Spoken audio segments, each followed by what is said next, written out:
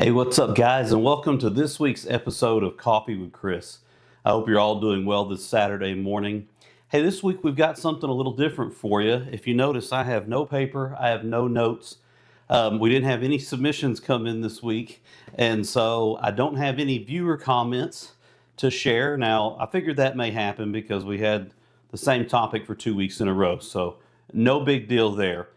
So I've got something a little different for you this week, and so we're going to dig a little deeper into the purpose of Coffee with Chris. Now, on the thumbnail, it says woodworking, faith, family, business. And we've stuck strictly to woodworking pretty much so far, and we're still going to talk about woodworking, but I wanted to dig a little deeper this week into something that kind of has been on my mind after I've seen a few videos. And so before we get to that, though, I did want to share a couple of builds. Now, these are mine, and there's a reason why I'm sharing them. So this first one I'm going to put on the screen, this is just a charcuterie board that I made last year at some point in time. It was, one of the ones we sold at a vendor show. This one is walnut and black epoxy. I really had fun doing stuff with epoxy this past year. I'm going to mess with that some more here throughout the summer and going into the fall and the holiday season. And I really like doing the charcuterie boards with these. And this one I put some simple handles on, so it makes it easier to carry. But this was a really fun one. I think it turned out beautiful. It looked even better in person than it looks on the pictures. And I really did this a whole lot, and they sold very well at the vendor shows. Now, of course, you have to say they are a charcuterie board or a serving tray. You cannot advertise them, in my opinion, you cannot advertise them as cutting boards. You don't want anybody cutting and chopping on epoxy.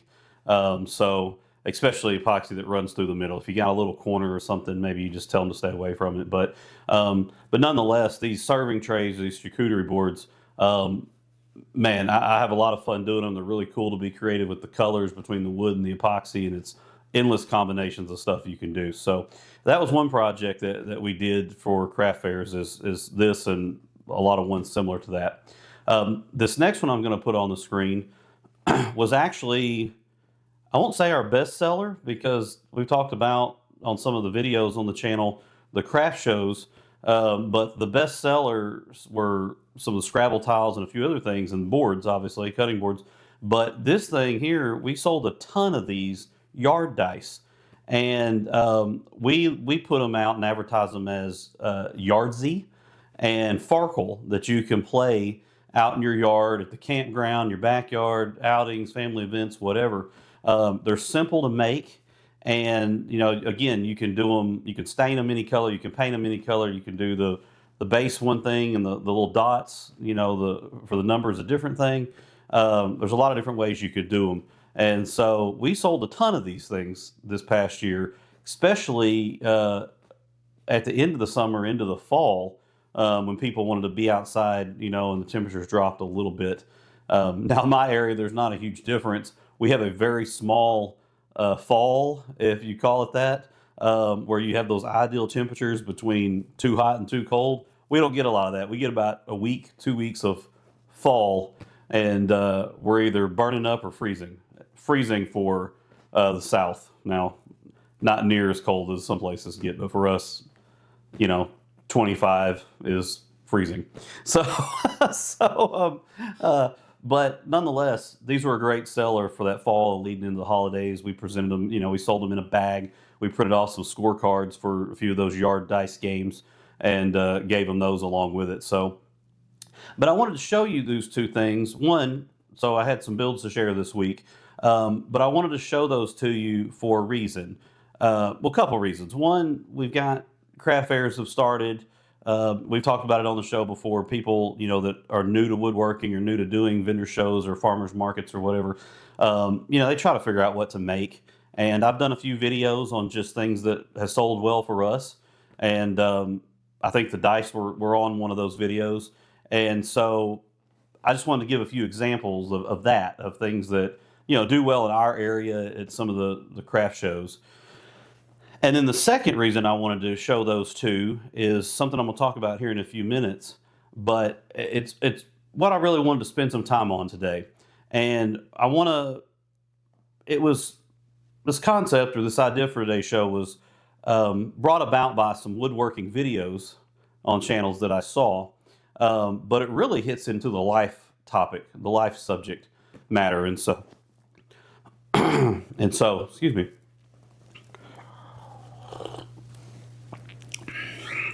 So that's what I want to talk about today. I want to talk about the danger of comparison. I originally was going to title this "The Power of Comparison" because there is a power that envy and jealousy can have over you, not in a good way, but it's really more the danger of comparison. And I wanted to present this topic on today's video, and I'd like to get into it next week with some comments and submissions from you guys. But I wanted to present it like this. I want to tell you about my own comparison stories, I guess it would be.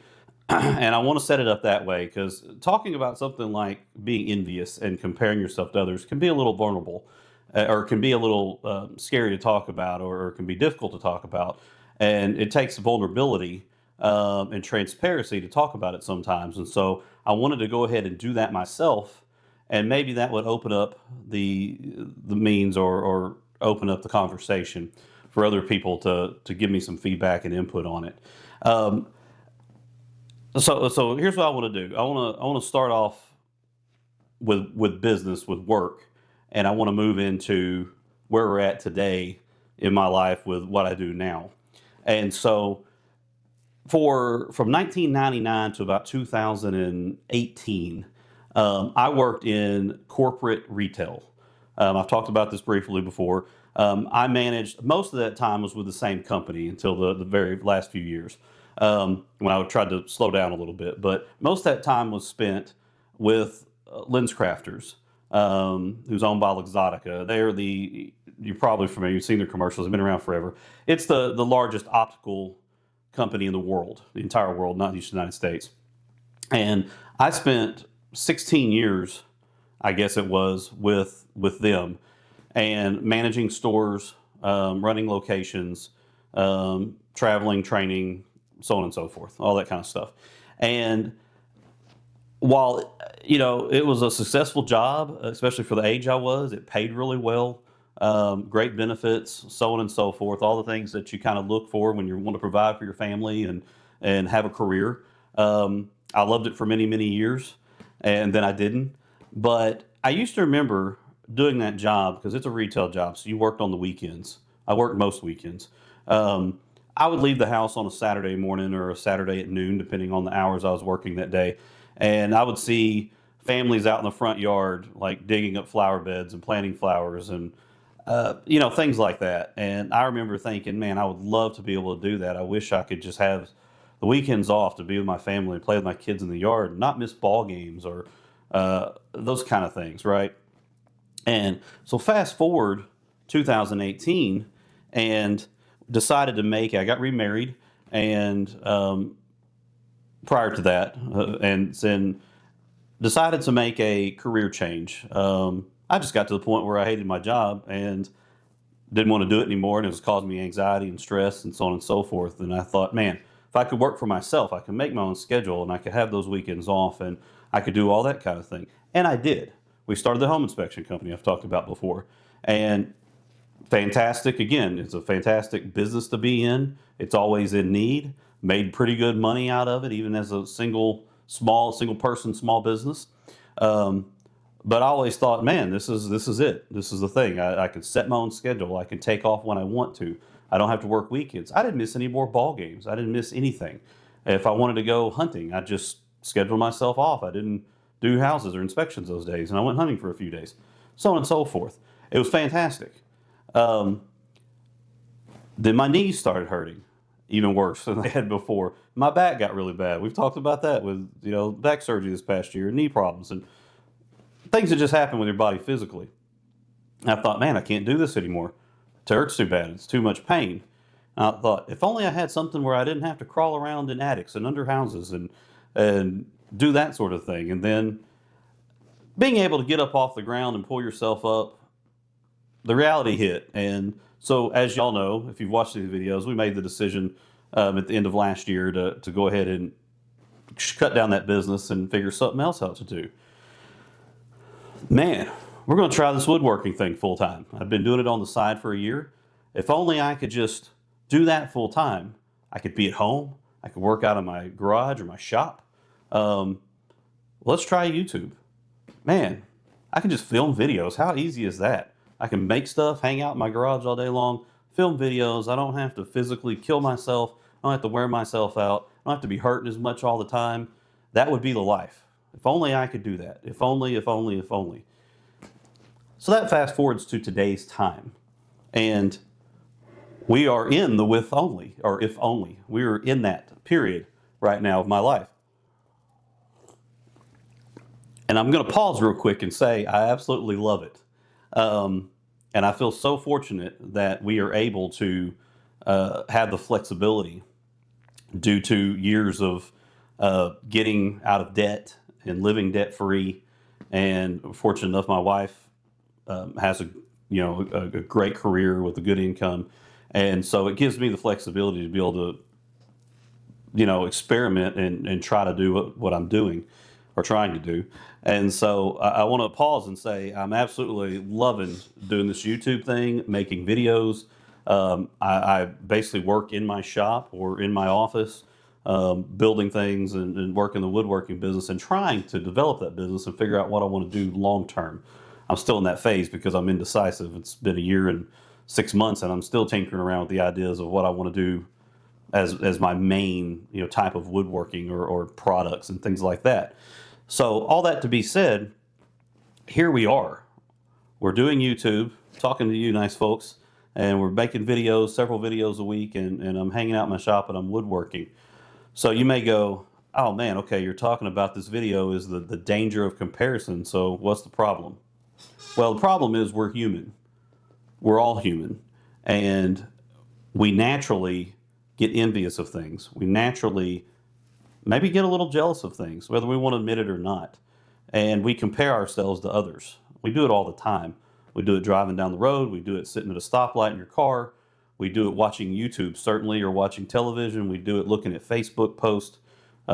Social media it's a platform.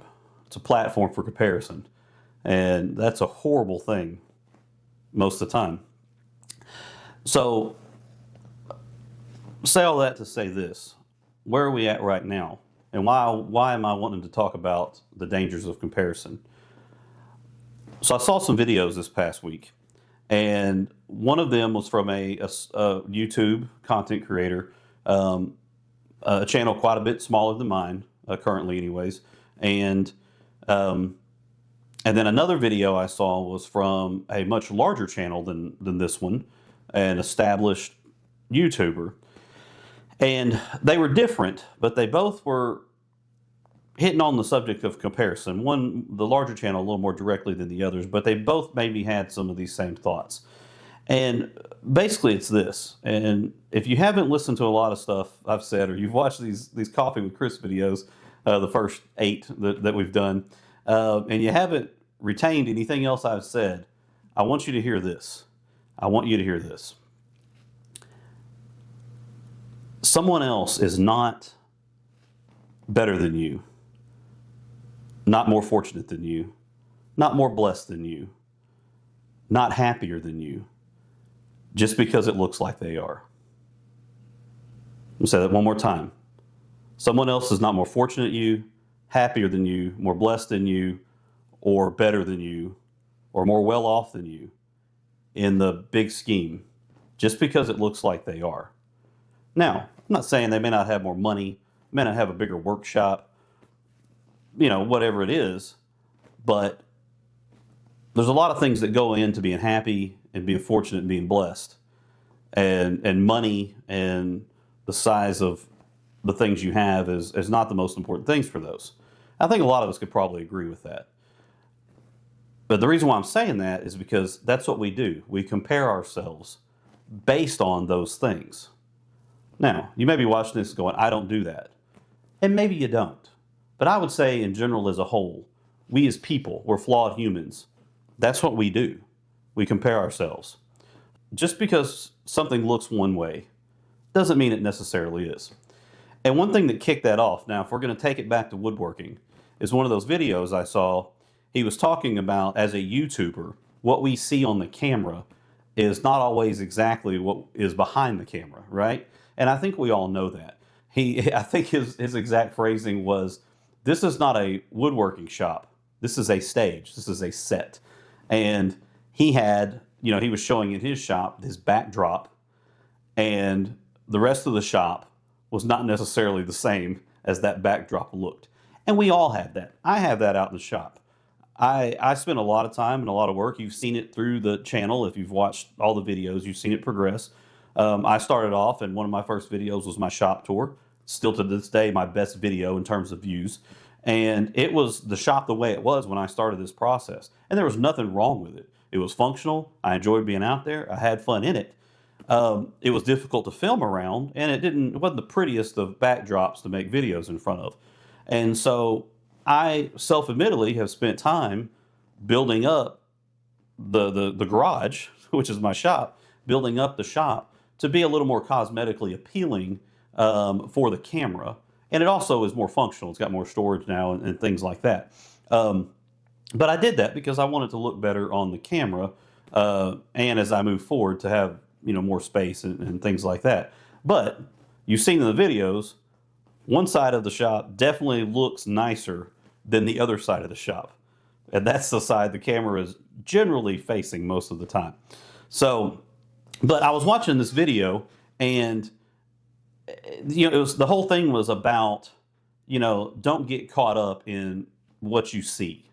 And we do that on YouTube. We do that on Facebook. We see people, and they're always on vacations. They're always traveling, or it appears that way.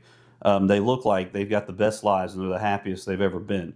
I'll tell you personally, I know from Facebook, because I've been through it in my own personal life. The more you post things that are what I used to call humble bragging, the more people post all these trips and things, typically that's not 100% what the story is.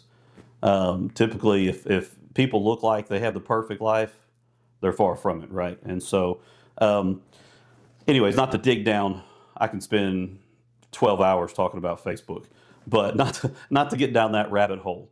But back to the personal story, right? So we've got this YouTube channel. We've got the woodworking business in the YouTube channel, and it is so easy, guys. Again, I'm going to tell you from my perspective, it's so easy to get on your computer in the morning, first thing. Now, try to do Bible study first, but it's so easy to get on your computer first thing, and you see, you go in, I pull up my YouTube studio, which is my personal account. For those of you that have channels, you know what I'm talking about. You pull up your YouTube studio, and you see, oh man, that video it's only got 100 views. Put that out 2 days ago or 3 days ago, for whatever it is. I worked so hard on that. I put so many hours into filming it, and planning it, and editing it. Only 100 views. What's it worth? And for those of you that do YouTube, one video can get 100 views. The other video may get 1,000 views or 1,300 views. One video may get 15,000 views. One video gets 600 views. The same guy is on the camera. It's in the same shop. The build or the subject matter may be similar. You're using the same editing software. Some videos may have music and some don't. Some may have more talking and some may have less. But sometimes it doesn't make any sense. But what you do is I pull up, and you look at your studio and you go, oh man, just nobody's watching this, or whatever the case may be. Now, let me stop there. I've said before on this channel, I've said on Coffee with Chris, I put it on post.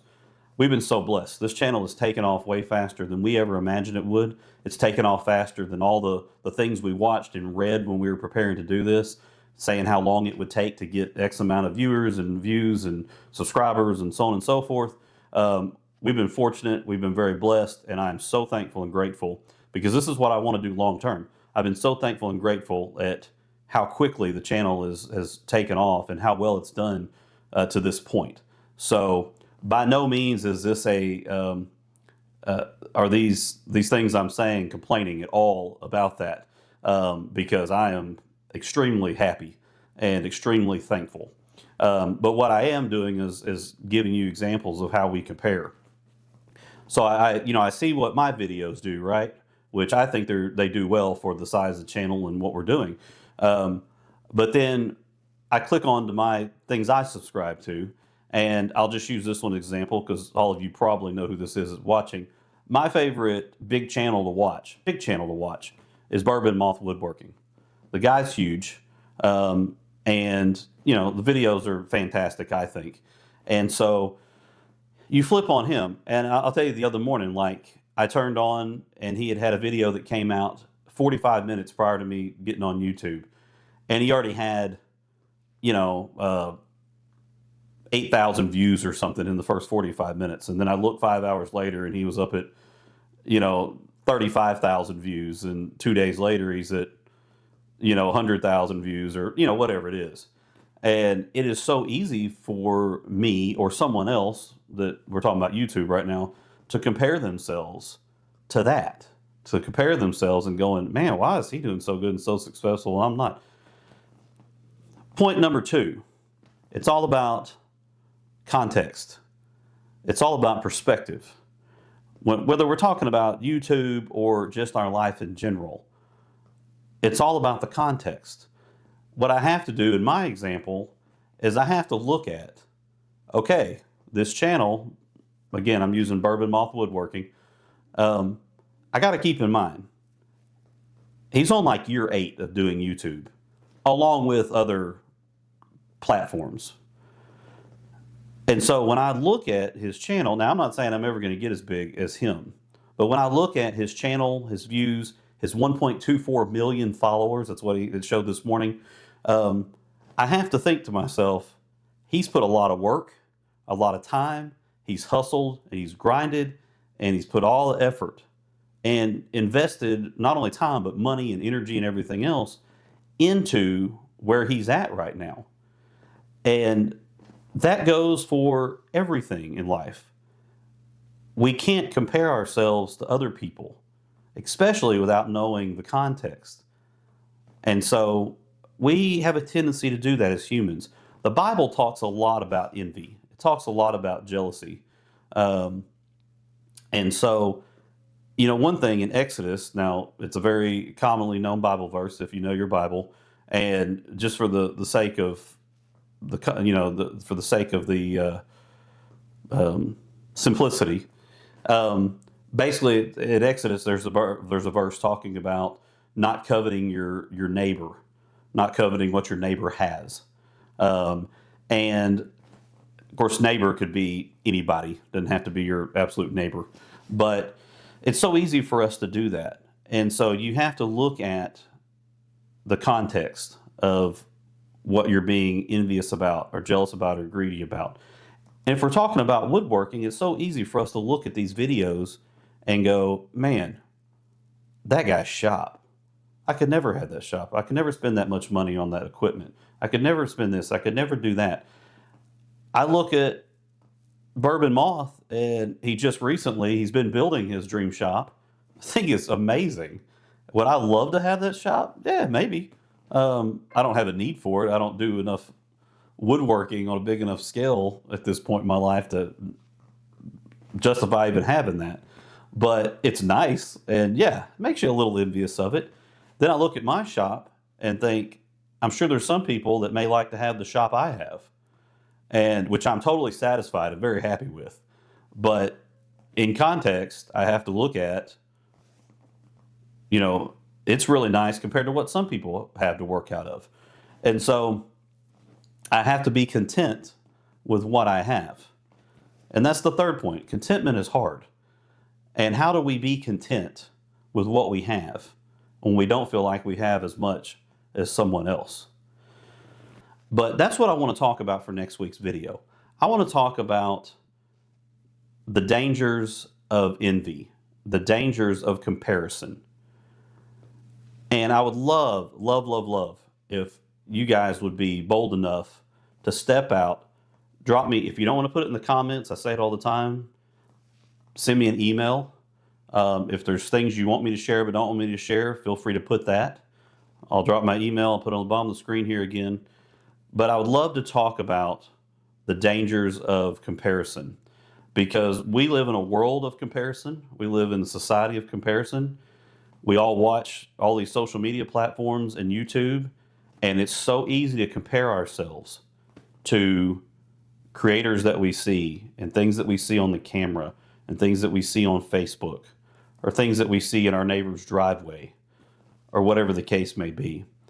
And I want to get next week into the danger of the comparison, but I would love to have some input from you guys on either times that you've dealt with this, or you've helped someone deal with this, or you've had someone maybe be envious of you, and if that's caused any problems or how you've dealt with it. So it's a big, wide topic. It's a big, wide subject, I know. The dangers of comparison. Send me some comments, guys. I appreciate you again. I hope you have a fantastic rest of your weekend if you're watching this on Saturday morning. If not, thank you again. Be blessed and take care.